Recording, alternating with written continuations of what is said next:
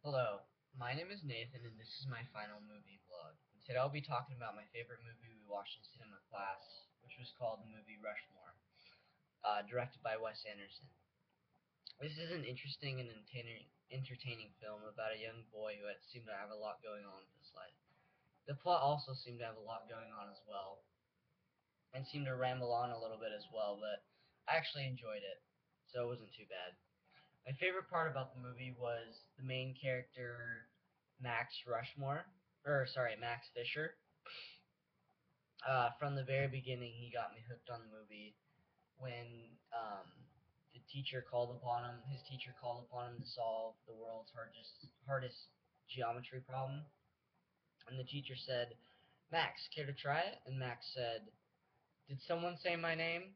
And I just thought that was kind of funny and interesting because he acted like it was like such an easy task to do, and it wasn't hard at all. The director displays a montage of clips, which our textbook says is a series of short shots that are edited into a sequence to condense space, time, and information. The montage shows that Max is the key person at most of the clubs at the school, and the there's many missing scenes in the film.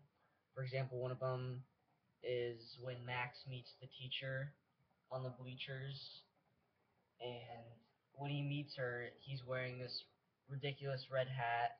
It just stands out. It doesn't fit his what he's wearing at all or his dress code. But this tells us and implies us that Max is different from his peers.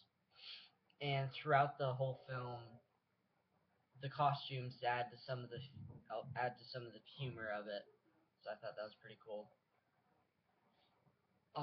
Wes Anderson is a very detailed oriented person in most of his shots, and this makes the movie more appealing to the eye. Everything is placed in such a way that it creates more balance to the movie.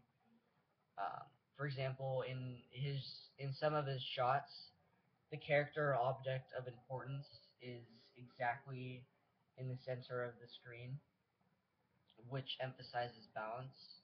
So I thought that's pretty cool. That's also something Wes Anderson is known for in his movies.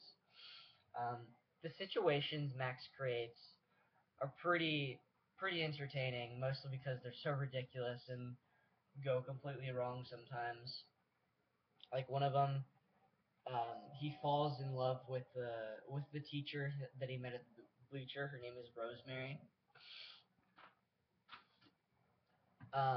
And also he tried to change the landscape at his school to create a marine observatory where the baseball field was.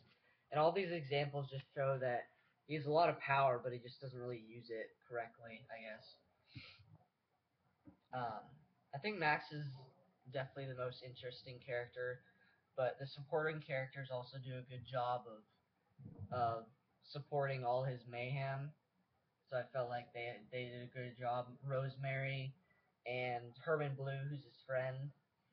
But yeah, I felt like they did a good job of supporting Max.